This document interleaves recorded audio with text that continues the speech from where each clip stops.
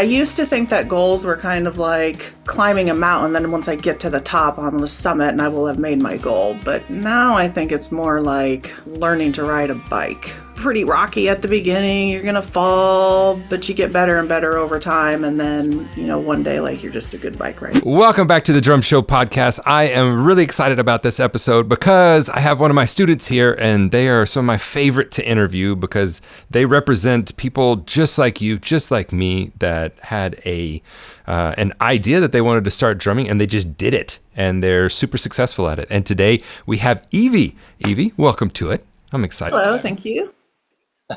Evie, refresh my memory. You've been a student of mine a year and a half, 2 years? Yeah, almost a year and a half next month. Okay, so you've been playing the drums for right at a year and a half then? E-kit for 6 months, and then an acoustic kit for 18 months. So almost 2 years total now. Almost 2 years. And Evie is super busy now.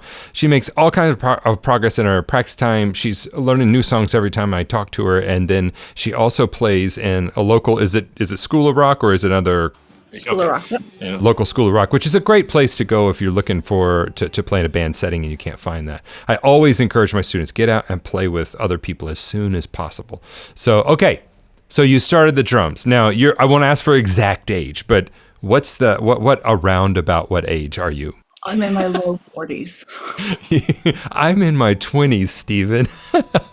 Okay, so you also have a career, correct? Is that right? Yep, working payroll. Mm-hmm. Have a career. You have a family, right? Husband, kid. You're doing like all the things. Why, all of a sudden, did you say, you know what I need to do? I need to play the drums. What was the thought there? I generally have always liked music. And so I have at various points tried different instruments. So I tried the piano, I tried acoustic guitar and then electric guitar. I even tried flute for a hot second, and just none of them landed. I don't know. So I saw E-kit shopping for Christmas one year, and I was like, let me put this on my wish list. Because my dad had instilled in me, like, if you're going to make a big purchase, wait, a week or 30 days or something. Well, gosh, that turned into 5 years. But that wasn't about the money. That was more about, I was fully aware that if I'm serious about learning an instrument, it's going to take time. You have to actually build in time to do practice. So I didn't want to buy it and then just be screwing around. And then my husband got it for me on my birthday one year. And that was it. This is a good husband, by the way. You need to keep this guy. I'll keep him around for a little bit, I think. So, I'm always curious, I have 3 kids. My wife and I have 3 kids. And, so being a mom, oftentimes I find talking to moms that I wind up teaching the drums to, some of them feel bad for taking a hobby away from their kid or their family. They almost feel like this is time that they should be spending with their family, and now they're stealing from that time. How did you kind of tackle that whole thing? Because I think it makes you a better mom. I think it makes you a better employee. I think it makes you a better wife to have your own interests. I waited. Well, I didn't intentionally wait, but I got them when he was in high school. So he's already at an age where it's not really cool to be hanging out with me. So you replace your child with this inanimate, music. Sorry, you've been replaced. I'm sorry. I can't hang with you tonight. Okay, so when you started, so you had tried multiple other instruments. And this is always intriguing to me because I have instruments that I have learned. I've obviously the drum set, and then I can play 4 mallet instruments. I had to learn that in college, 4.5 years of that. And I can also play piano. I'm not a concert pianist, but I can plunk my way through some things and have fun with it. But then I have other instruments that I've picked up and I haven't succeeded with them. And I have a reason, but I'm interested to know what was different with the drums and how you approached it this time that made it stick, besides, your unending desire to be a flautist, to play the flute. Now, what's different? What's different between being a drummer and being a flautist? Why did this one go and that one didn't? Actually, a good question, because I stopped piano because I was getting tendonitis from the finger movement, and I hated guitar because it was chewing up my fingers. Oh yeah, it'll do that. But I get tendonitis with the drums, and that doesn't stop me. So actually know what the answer is. There must be like some indefinable quality that I like hitting things, I guess. Maybe Yeah. it's that. Maybe this is the reason. Hey, stress relief is a valid thing. Feels more mathematical than some of the others. I don't know why, because it's all music. But I do like math. For me, I know that it's been, because you're an adult, I'm an adult, life's busy, you know? And for me, it's been, if I didn't carve out that time, if I didn't have a time and also an event leading up to that time. So in other words, something happens in my day and now it's time for me to go do this thing, you know, which is practice or what, even if it's just a little bit. Piano is a good one for me right now, because every night I wanted to refresh on my piano, and there's in our, you know, as a family, you have a nightly routine, and there's a time in the night when I just have kind of 20 minutes. It's like 20, 30 minutes by myself, right? And I'm like, this is the time. I just need to set it up easily. And I've made more advancements on the piano with that little 20 or 30 minute time period where I know every night this is going to happen and I'll have this little bit of time. That's been the difference for me, is being able to do that. And I think it has to do with how much you like it. Oh, your mindset? Totally. I love it. Practice is not a chore. I don't leave work like, oh God, I have to go practice the drums. I'm like, come on, I need to get home. Get out of my way, traffic. I gotta go play. And now you were telling me a couple weeks ago, you've been your practice time has been going up, and you've been kind of losing track of time and all of that. Is that right? Yes. My general rule is like I'm gonna practice for 30 minutes, even though I know I'm gonna practice for more than that. But if I sit down and have in my head I have to sit here for an hour, it feels overwhelming. So I tell myself 30 minutes. And then, yeah, I lose track of time and I'll be like, oh my gosh, my hands are not working anymore. I better stop. It's been 2 hours. Get out of it. Take me from, now you're playing with School of Rock, which means you're actually playing with other people, which for some people is such a big jump. They're like, you know, I'll tell some people they've been playing 4 or 5 years. I'm like, have you played with another musician? No, I've never done that. When people come here for a camp, that's one of the things they do during the week. We bring in professional musicians and we have them sit and play with them, because that's, you know, what music is about. So how long was it between when you started and when you started at the School of Rock, I think it was? And was that the first place that you started playing with other musicians? That was the first place I started playing with other people. It took me a year. And when I originally started, I was like, I have no interest in playing with other people. It was a mindset thing too. I was afraid of it. Mm-hmm. And then I was like, it was embarrassing how scared I was to go play with other people. Right. And then I went to School of Rock. They're all, you know, like relatively new instrument players. They were all just as scared as I was. And it was fine. And it's fun. We at one of the camps we did here, she was a new drummer. She'd only been playing maybe not even a year. She'd never played with other musicians really. And we have a recording day. And she came in and did the recording. And you're playing with a track, right? And she came out of there and she's like, I've never done drugs, but I've got to imagine it can't be better than what I just did in there. Like, it was such a high for her to, you know, to successfully play through that and have fun with it. So nervous. How did you overcome that? I still get a little nervous. I don't think some of that is always going to go away. I do try to keep in my head like nervous is the same as excited, or like it presents the same as excited. So I try to tell myself that, but I'm still nervous. Yeah. That's my big saying with people. I had someone tell me that it was years ago, and nervous and excited feel so very similar, you know. And so sometimes, like you said, it helps. But I know a buddy of mine, Darren King, who was in a band called Mute Math, when he first got with that group in the early days, he would throw up after the shows because he would get so just, you know, nervous and excited, and, you know, he just couldn't do it, you know. I don't throw up, but I could see how a person could. It's nervous. Well, you know, you think the world's going to like open up and swallow if you make a little mistake.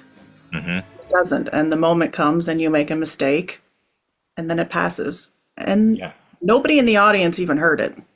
Yeah. Nobody died. Nobody got foreclosed on. Nobody went bankrupt. And most of the time, nobody noticed.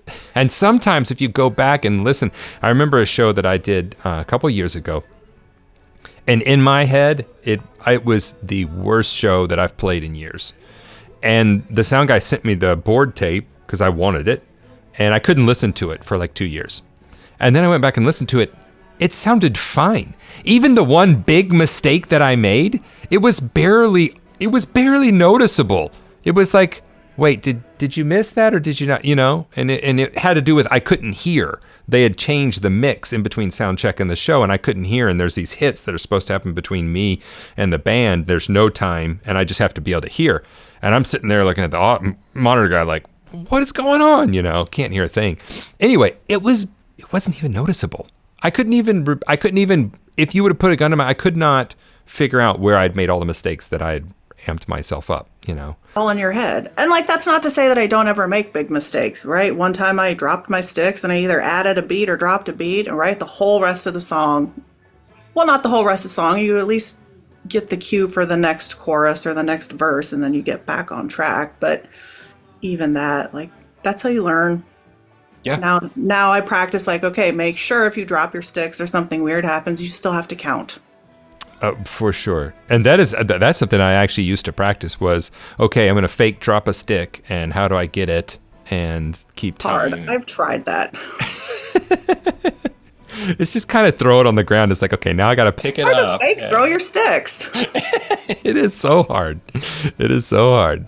Okay, so you told me where you had a message yesterday or the day before where you were playing. Which song were y'all playing? It was the one. It was Rage Against the Machine. And the Name Win? Yeah. So tell me about that, because there was a part of that song you were nervous about.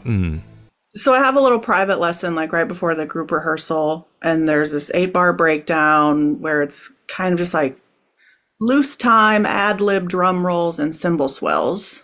And I mean, you've met me. I'm very much like, oh my gosh, if I don't know the exact notes to play, I can't do it. So I was like, can you please, teacher, like, just tell me what to play? And I mean, I guess maybe I'm grateful. He did not. He was like, look, you could try starting something on the hi-hat, then maybe move to the snare, maybe move to the toms. And I eventually got to a point where I was like, okay, I'm just going to make up some crap. And I'm like, I'm going to pretend like this is what I meant to play. And I'm just going to be like confident, like I practiced the hell out of this. Go to rehearsal. And I did. I mean, I was out of time. I wasn't counting. I didn't count the right 8 bars, but all the cymbal swells and like snare drums, like they did not sound nearly as bad as I thought they were going to. And then at the end, right, everybody's just like, oh man, that was a really good take. Like, good job, everybody. And I was like, wow, they didn't even know. I had no clue what I was. I say this about my wife all the time. I'll be like, man, she didn't even know. I don't know what I'm doing here, you know. I'm going to keep faking this. Maybe she'll stay around. Go into your practice time, because I know that you practice pretty consistently. I know some of my students, they kind of struggle with motivation. They'll have good days, bad days. The bad days tend to take them out. Sometimes they won't practice here or because they're kind of bummed about not seeing their progress. And I know you see pretty consistent progress in what you do. So do you attribute that to just kind of the methodical approach you take with when you show up to practice? Brought to you by the Drum Better Daily program. That's actually my online drum school that I've run now for 12 plus years. Not only have I been playing the drums professionally since the age of 15, I've been teaching since the age of 18. Matter of fact, I talked to one of my first student a few days ago. I actually called him to see if he could sub a gig out for me. Daniel, love you, man. And he's still playing. He's still doing it on a pro level. And I have been committed to teaching for 22 plus years now. I would love to have you go check it out at stevensdrumshed.com. You can find a link to that in the show notes or video description, whichever platform you're watching it on. But it truly is a community of like-minded drummers where we are striving to just be the best that we can be at the drums. In addition to over 70 pre-recorded drum courses, there's also a tech talk area where we talk about everything technology related as it pertains to the drums, e-kits, recording, doing videos, all of that stuff. There are forums where you can hang out with the other students as well. We do 2 live video student calls every week that you can join if you'd like to. We do guest artist calls monthly, and I'll even make you a personalized lesson plan if that's what you need. Yes, we talk about the nuts and bolts of drumming. Yes, I give you exercises, but we also talk a lot about how to practice more efficiently, how to practice better, and how to get more out of your practice time. I know you're just like me. You're busy, you're being pulled by work, by family, by friends, by other responsibilities. Whenever you practice, you really want to see gains and have it be productive. That is what we focus on in the Drum Better Daily program. I'll have to say personally, it's been really cool because some of these students I've worked with for over 12 years, we started running drum camps here in 2022, and I got to meet some of them in person for the first time. Those drum camps have been selling out, blowing my mind with how much fun they are and how great a time it is to bring the community together in person. I'd love to have you be a part of it. Definitely the methodical approach. And I do still have bad days. Like there's days when you sit down, it's just like, nothing is going right. Those days I am like half an hour, that's it, put it away. Like fine, I'll have one bad day a month and I'm okay with that.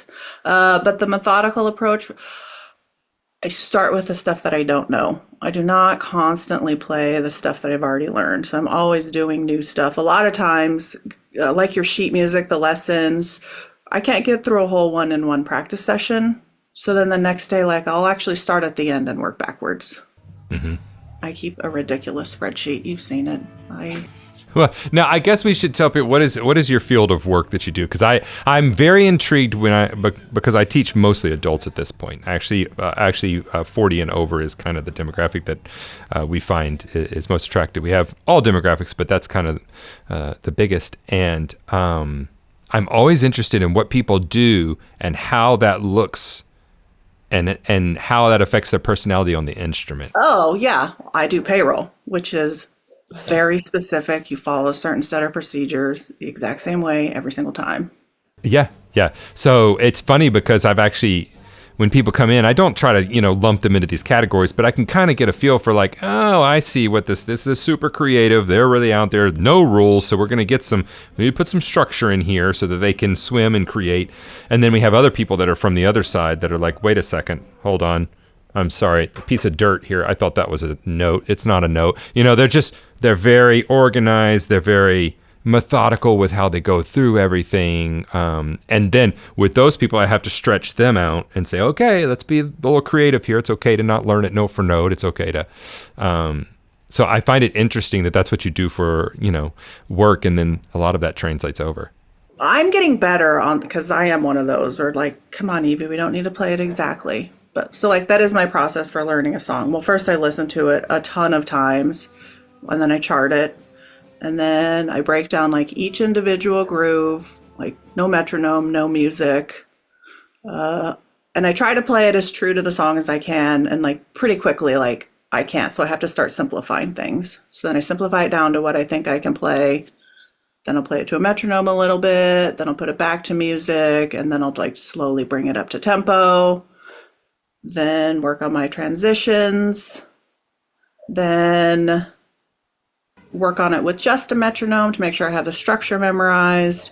And then the last step is like play it without a metronome, because when you're playing live, like we don't get metronomes. So when I'm playing live, I just have to be able to play it. Right. And so I just love that you have a process, because so many people don't have a process for learning a song.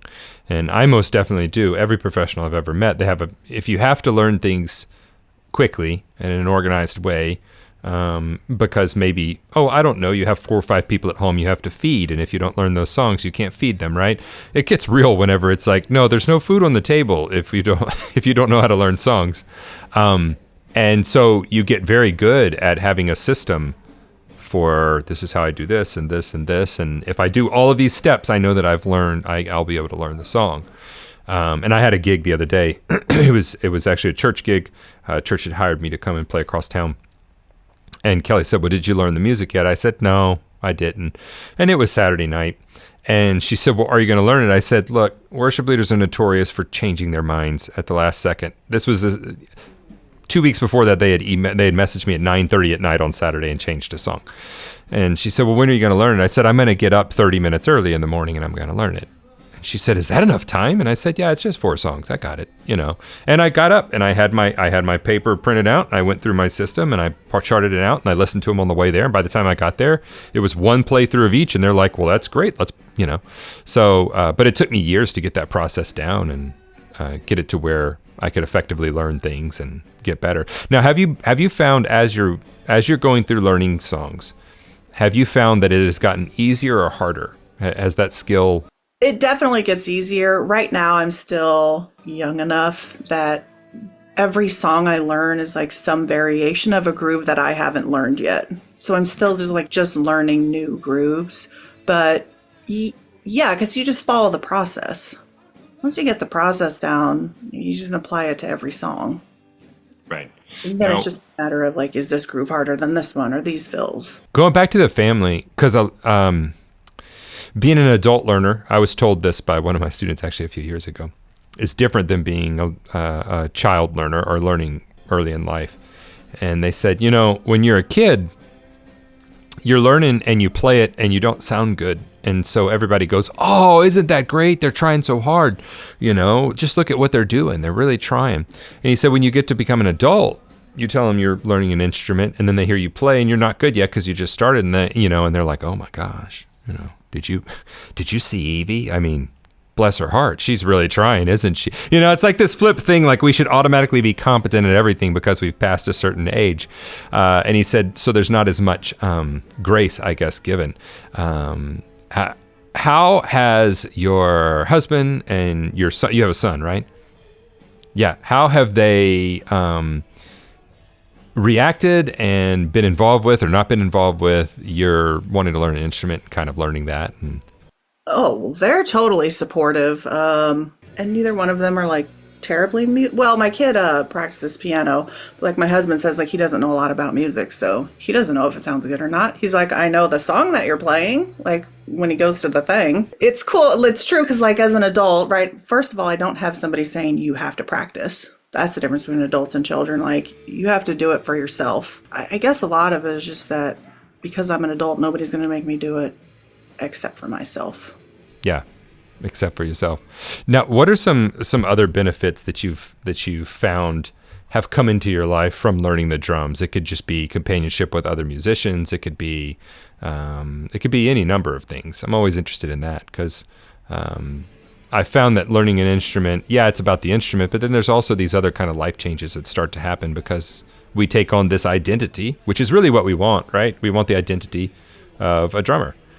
You wanted to be a drummer, and you know, so with that identity, there, you know, sometimes comes these other, sometimes small changes, sometimes larger changes in life. I have some students, you know, they're now spending 2 and 3 weekends every month gigging out, and that's a whole different thing for them.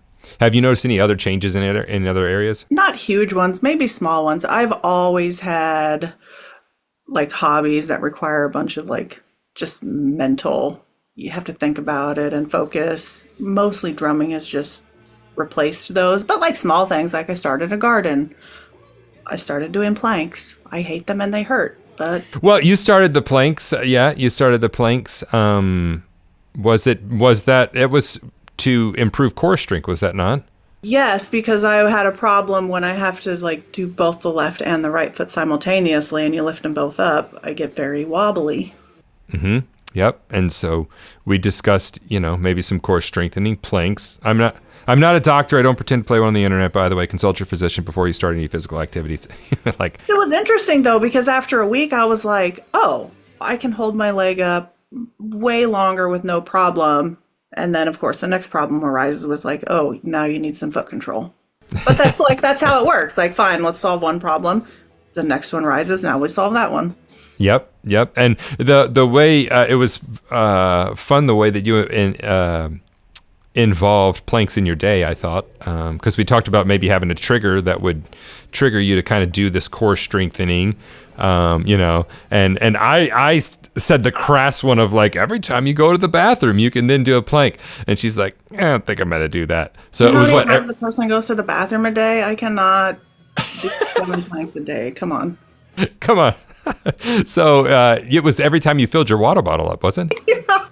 I said, I'm going to do a plank every time I fill my water bottle. And then instantly I was like, oh my God, I need to stop drinking so much water. I went from 4 bottles a day to 0 Well, but bottles. seriously, after like 5 days of doing it, so I do 2 or 3 planks a day. And now I don't even think about it. I probably could even not attach it to the water bottle. I could just like, Right. Well, that's a great change. Okay. A couple questions for you to kind of put you on the spot. You've got a friend that's a new drummer, right? They're just coming to it. What is 3 or 4 things you would tell them, things that you look back now that helped you, or things you wish you would have done a little bit differently, you feel helped you learn the drums or could have helped you more, kind of looking back, hindsight being 2020? number 1 is take lessons with the like asterisk of like find a teacher that works for you, because not all students and teachers fit together like puzzle pieces. Different learning styles, different teaching styles. And I have, through my incredible 2-year drumming career, like had a bunch of teachers, and like it's true, like some of them are just not a good fit. And it's not like they're very nice people. It's just that their teaching style doesn't match my learning style. I tell them, I'm like, the quicker you can move on, the better it is for you and for the teacher. Because chances are, if you're not feeling it, they're probably not either. It's kind of that thing. And I had some teachers that were the same. And you wouldn't believe the number of even professional players that the reason they don't teach is because they're not a good teacher. And they know it. And they just don't do that. And then there are some drummers that try to teach and they're not a good teacher and they don't know it. And and then some of them are burned out, some of them you just don't gel with. So yes, find a good teacher that's a great one. I only follow 2 people on YouTube. There's so much information out there, and for me a lot of it's just way too much. I was watching just today like a 40-minute video on like how to low tune a snare drum.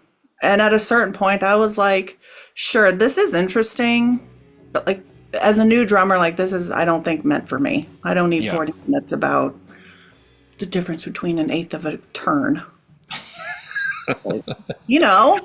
I do know, and I think that's a really important thing to do, because the amount of information we have at our fingertips right now is just so vast and overwhelming.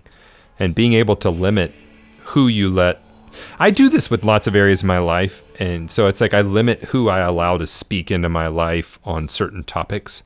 It's like, oh, so-and-so said that I need to try this in my marriage. Well, before I'm going to go trying that, I will probably have vetted this person. And is this somebody that I even want speaking, that type of a thing? And so it's the same with drumming. You just narrow the amount of input so that you can focus more. That's a great friend of mine, Mark DiCiani, said people that think that to focus more, they need to try harder to focus.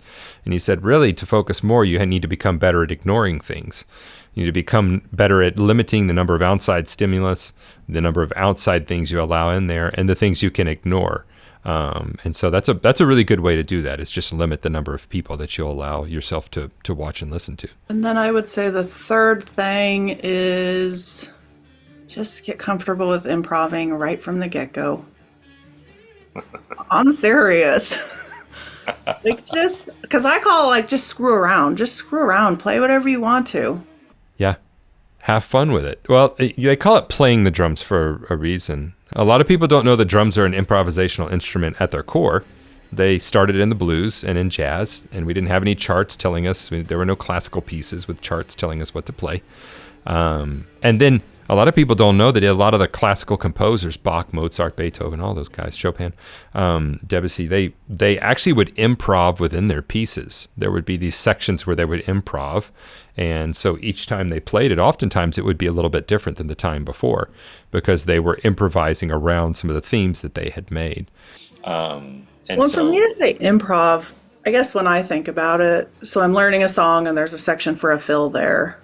It's not complete improvisation for me. I have like whatever 4 or 5 eighth note drum fills that I can just pick and choose. Like that to me is what I consider improving. It's like pick one of the things that you know, because true improv sounds scary to me. Yeah, oh yeah, it is a little bit scary. But true improv, I think improvisation always has rules. I think we can't be creative unless we have some rules to follow, you know? Yeah, whenever you get into the really esoteric ends of like jazz and 20th century harmony, and where it's like there's no rules, we're just, and it's a free jazz, and I mean, I get it, but to me, it's not near as musical as some forms where we at least have a couple of confines where we're, whether that just be key tonal centers or those types of things. Okay, awesome. So how have you kept this fun for yourself? How have you seem to be having a lot of fun with it. What are some things that you have allowed yourself to do or not do, or that have kept it as a fun thing? Or maybe you haven't even thought about that. Yeah, I don't even know how to answer that. Like, it just is fun. It just is. I agree. It's a blast. And that's always kind of the thing that whenever I find people aren't having fun playing the drums, I'm like, well, hold on. Let's stop everything and figure out, why aren't you having fun? Yeah, why aren't we having a good time here? Did you learn songs from the start? Was that something that you started learning very early on? Well, yes. Well, that was my first teacher. Like, I would just go to class and be like, oh, I heard this song, so I'm trying to play it. And I would just go in every single week with some song that I had tried to learn off of sheet music and kind of was like, can you just assess this song? Right. And so, yeah, I did no hand and foot singles. I did none of that at the beginning. I only played to music. Only played to music, yeah. That's the longer I've taught, the more my teaching, especially in the early stages, revolves around just learn some songs. Let's get some songs going. Because I find that once you whittle it down, not many people that I talk to are like, oh, I learned the drums so that I could be physically fit, or I learned the drums so that I could, have, stress relief. It always has to do with that stress relief, yes, but also the songs, what they were playing in those songs. And so many students, it boils down to a very simple thing. I learned the drums so that I could play songs, And I remember when I started with you, I was actually like, oh my God, hand and foot singles, these are fun. I'll sit here and play this all day. I loved those exercises. And I was almost like, enough of playing the music. I'll just sit here and play triplets. I don't care. I find it's easier to get people to eat their vegetables once they've had a bunch of dessert. It's like, yeah, go have fun. Learn those songs. Have fun with it. One time you were like, why do you like those? I was like, I don't know. They're cool. They do. They sound cool. That's amazing. So what's the plan over the next? I mean, if you could go back and talk to Evie 5 years ago, do you think that you would have seen yourself practicing the drums every day and playing in a band? And well, if I went back to Evie 5 years ago, I would be like, get it out of your wish list and buy it right now. First of all, I am like, could you imagine where I would be right now if I had bought those 5 years ago? So what's the plan for this next year? You got some goals with what you're doing? Overall goal really is like, I just want to be musical. I used to think that goals were kind of like climbing a mountain. Then once I get to the top on the summit and I will have made my goal. But now I think it's more like learning to ride a bike. Right.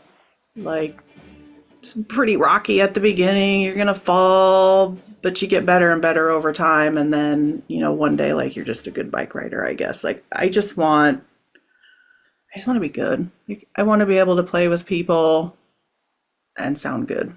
That's my ultimate goal. And I don't spend too much time, like, actually focusing on that. I just focus on the small. Like, right now, I want to learn shuffles. Okay, so that's a good goal for the next. I want to conquer them. They're so elusive. Well, it's not just a new groove, it's a new feel too, A shuffle's a swung feel. And if you've never played that, when somebody wants to learn the blues, I'm like, okay, well, we also have to learn a new feel. So we're not always playing straight here. We have to play swung. So, yeah. And I also just listening to way more music. There's so much music out there. I've like pigeonholed myself into country and rock for 40 years. There's a lot of, and like, my ears might not particularly enjoy it, but there's a lot of just like interesting musical value even in it. Oh, yeah. I find interesting to learn. Oh, yeah. 100%.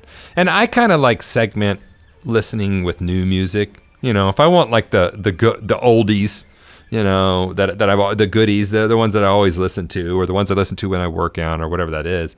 But then I kind of segment like, okay, I'm going to listen to some new music, you know, on my drive to work or whatever that may look like. And that way it's not all the time I'm having to force myself to listen to new music. I don't know if there's a word for it. It's like I get kind of fatigued if I listen to a new type of music for too long. Yeah, well, it's all new stuff, so you're having to process nothing's familiar with it, you know. So yeah, I can imagine that would tire the brain out a little bit more. Well, I just wanted to take a second and say thank you for doing this. I appreciate you taking the time. I know you're busy. You got family, you got work, you got drum practice. Yeah, exactly. She's like, can we get off the call now? I have to go practice. So, Evie, thank you so much. I'm super proud of you and the progress you've made. And thanks for just taking the time to encourage other people and show them that it is possible. If you are a mom and a professional and you want to start playing the drums when you're in your early 20s, because you're in your early 20s, right? In my early 20s, you can definitely do it. You could definitely do it. So, all right. Well, we'll talk soon, Evie. You'd have to do some planks, though. So I love it. All right. Well, we'll talk to you soon, Evie.